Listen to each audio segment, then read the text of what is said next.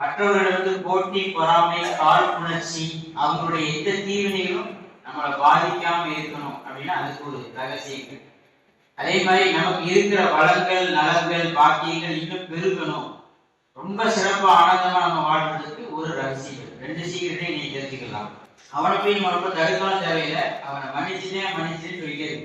Daily அவனுக்காகவும் சேர்த்து துவா செய்யணும்னா, இறைவா அவனை நான் மன்னித்து விட்டேன், நீ மன்னித்து விடு. இறைவா அவனை நான் மன்னித்து விட்டேன், நீ. யாரெல்லாம் அவங்க மேல போட்டி பொறாம கொள்வாங்க நீங்க நினைக்கிறீங்களோ, உங்க வளர்ச்சி யாரெல்லாம் தடுக்கிறாங்கன்னு நீங்க உணர்றீங்களோ, அவங்க மனசுல கொண்டு வந்து யாரா அவனை நான் மன்னிச்சுட்டேன், நீங்க மன்னிச்சு, அவனை நான் மன்னிச்சேன் டெய்லி கேட்டால் மார்க்கமும் சொல்கிறது, சைக்காலஜியும் சொல்கிறது, அவன் எவ்வளவு நாள் போட்டி பொறாம கொள்ளட்டும், எவ்வளவு நாள் தீங்கு செய்யட்டும், எவ்வளவு நாள் தீ வினைகள் நடக்கட்டும், ஒன்றும் நம்மளை பாதிக்கும்.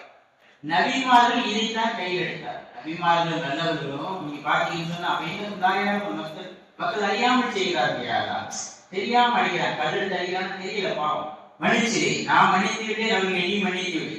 இப்படி எல்லா நபிமார்களும் சொன்னதுனால அந்த மக்களுடைய எந்த ஒரு போட்டியோ, பொறாமையோ, காழ்ப்புணர்ச்சியோ, தீவினையோ நபிமார்களை பாதிக்கவில்லை.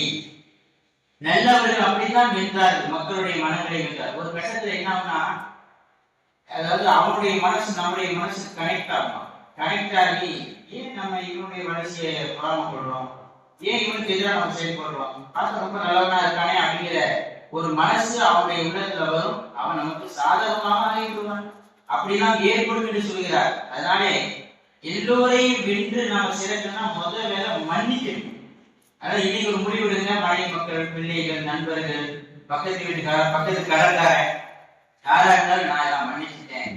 அல்லாஹ் மௌஃபிர்லி வழி வாழ்ந்தையாதா எனக்கும் என் பெற்றோருக்கும் வழி ஜமீல் முஸ்லிமீன ஒரு முஸ்லிமா, எல்லா முஸ்லிம் எனக்கு எதிரியா இருந்தாலும் அவனை நான் மன்னித்து விட்டேன், நீ மன்னித்து விடு, மன்னித்து விடு, மன்னித்து விடு என்று சொல்ல சொல்ல சொல்ல சொல்ல பெரிய மாற்றங்கள் வரும். நன்றி செலுத்தல், கொஞ்சம் பாராட்டலாம், தப்பில்லை. இல்லாததையும் கொண்டாதையும் சொல்லி அதிகமா புகழக்கூடாதே தவிர இருக்கிறத சொல்லி பாராட்டணும். யார்கிட்ட நல்ல பிளஸ் பாயிண்ட் இருக்கிறதோ அதெல்லாம் சொல்லி பாராட்டணும், நன்றி செலுத்தணும். புனை போர்ல நபிகள் நாயகம் ஒரு தோழத்தை கடன் வாங்கிட்டான், 4000 வாங்கியிருந்தான். வீட்டுக்கு வந்த உடனே அந்த 4000 திருப்பி கொடுத்ததோட நிக்கல, கொடுத்துட்டு சொன்னாங்க,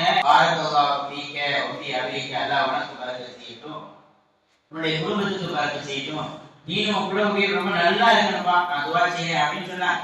அப்ப வெறும் கடனை மட்டும் திருப்பி கொடுக்கறது இல்ல, துவா செய்யணும், நன்றி செலுத்தணும். அல்லாஹ்வுக்கு நன்றி செலுத்தணும். பெற்றோருக்கு எப்படி நன்றி செலுத்தணும் அப்படின்னு சொன்னா, பெற்றோர்கள் உயிரோடு இருக்கிற காலத்துல அவங்களுக்கு பணிவிட செய்யறது, பணிந்து நடப்பது, சொல் கேட்டு நடப்பது, அவர்கள் சொன்ன வேலையை கேட்பது, இதெல்லாம் உயிரோடு இருக்கிற காலத்துல. மரணத்துக்கு பிறகு டெய்லி நம்முடைய துவாவை அவங்க சேர்க்கணும். அல்லாஹ் வழி வாடினா யாரா பெற்றோருக்கு மன்னித்து விடுமா கமால் பையான்னு சொல்லுற. சின்ன வயசுல நோகாம என்ன வளர்த்தாங்க. ஒரு சின்ன ஈ என் மேல ஒரு நாள் துடிச்சு போயிடுவான், ஒரு சின்ன எறும்பு என் மேல ஒரு நாளும் அந்த தாய்தகம் அப்படியே துடிச்சுடுவாங்க. யாரெல்லாம் இப்ப கபூர்ல இருக்கிறாங்க, அந்த தாய்தகங்களுக்கு எந்த வழி வருத்தம் இல்லாமல் வேதனை அவங்களை பாதுகாத்து டெய்லி ஒவ்வொரு நாளும் கேட்கணும். சின்ன வயசுல நாமளை எப்படி வளர்த்தாங்களோ அதை நினைச்சு பார்த்து அவங்களுக்காக உருவணும்.